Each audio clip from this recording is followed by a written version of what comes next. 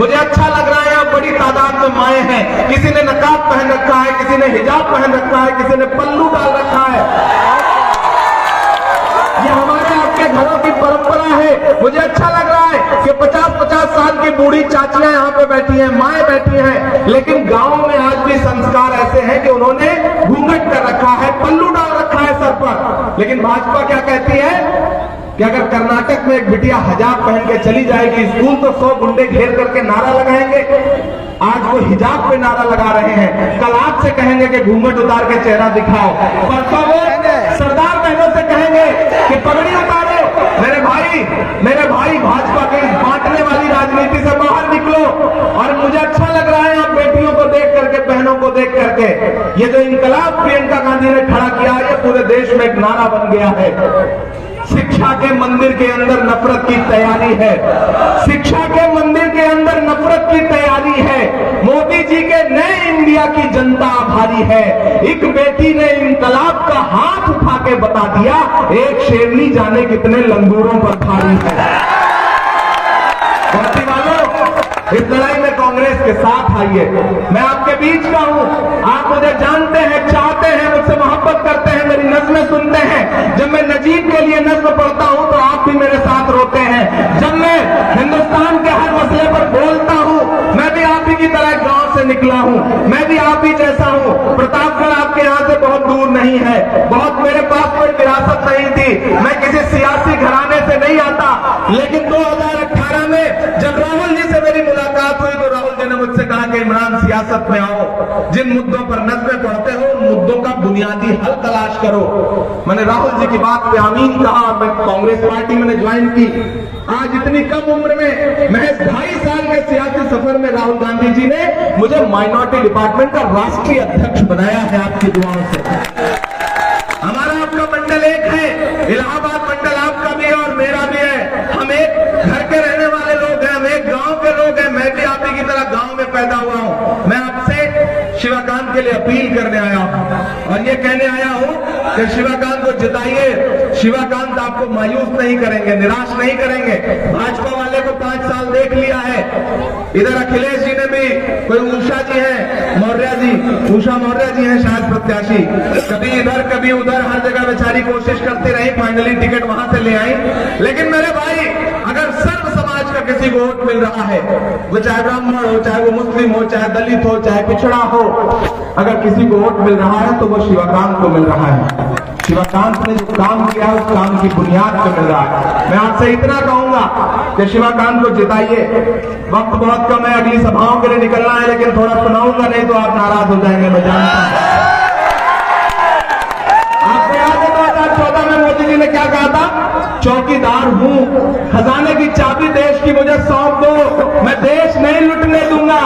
लेकिन आज चौकीदार कहां गायब है पता नहीं है। मैं एक नज़्म सुनाता हूं आपको कि कहां सोया है चौकीदार, कहां सोया है चौकीदार, कहां सोया है चौकीदार, कहां सोया है चौकीदार।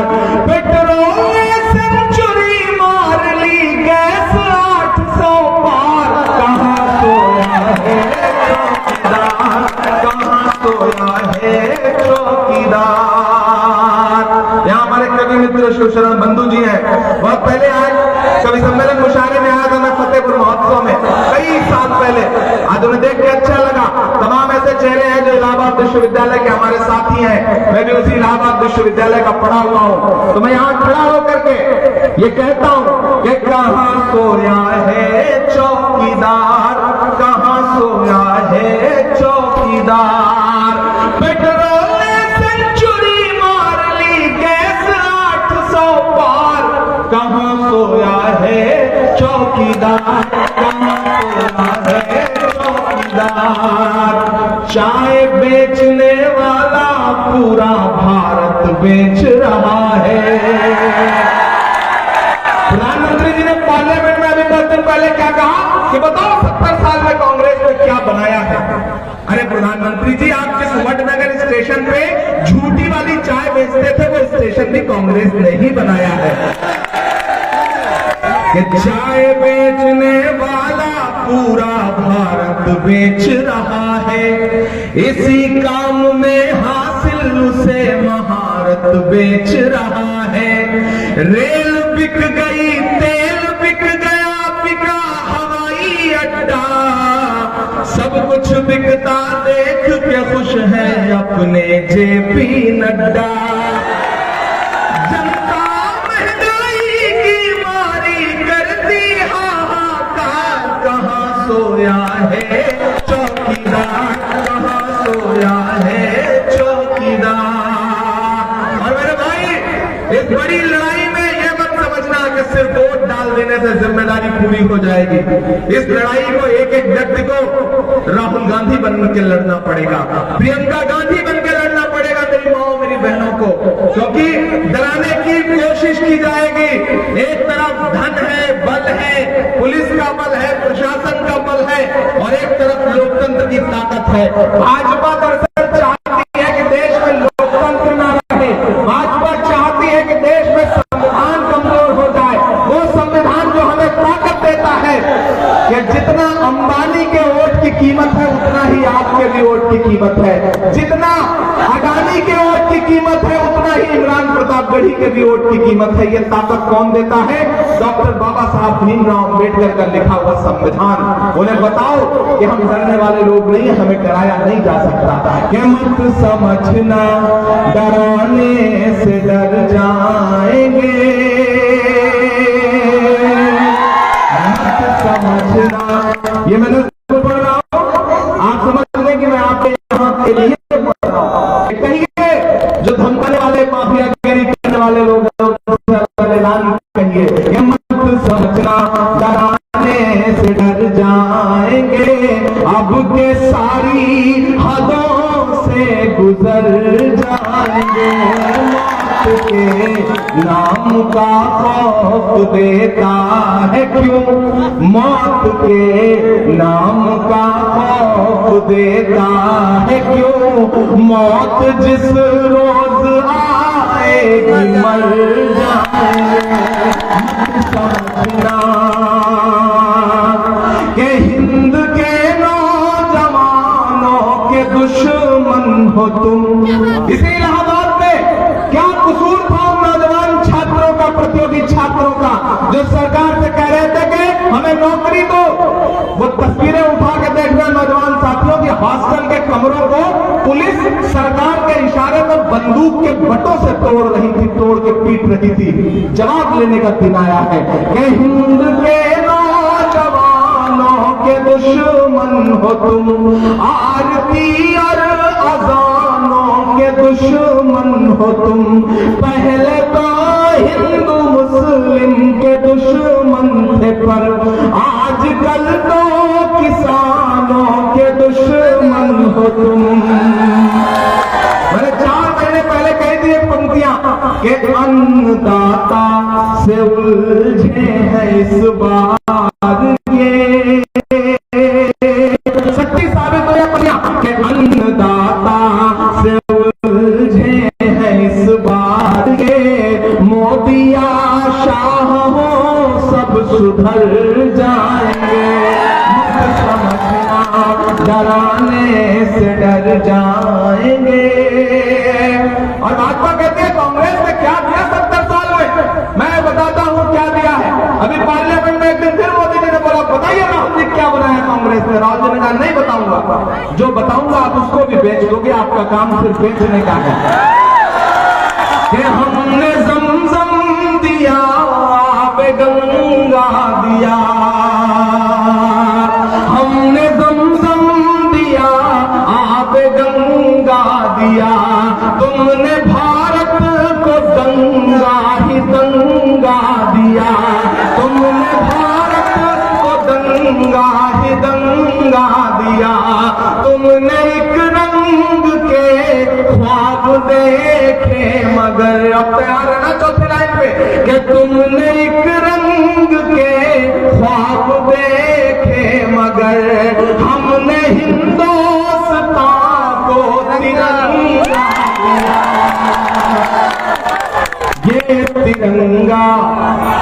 ये तिरंगा बदन पर लपेटे हुए, ये तिरंगा बदन पर लपेटे हुए एक दिन इस जमीन में उतर जाएंगे।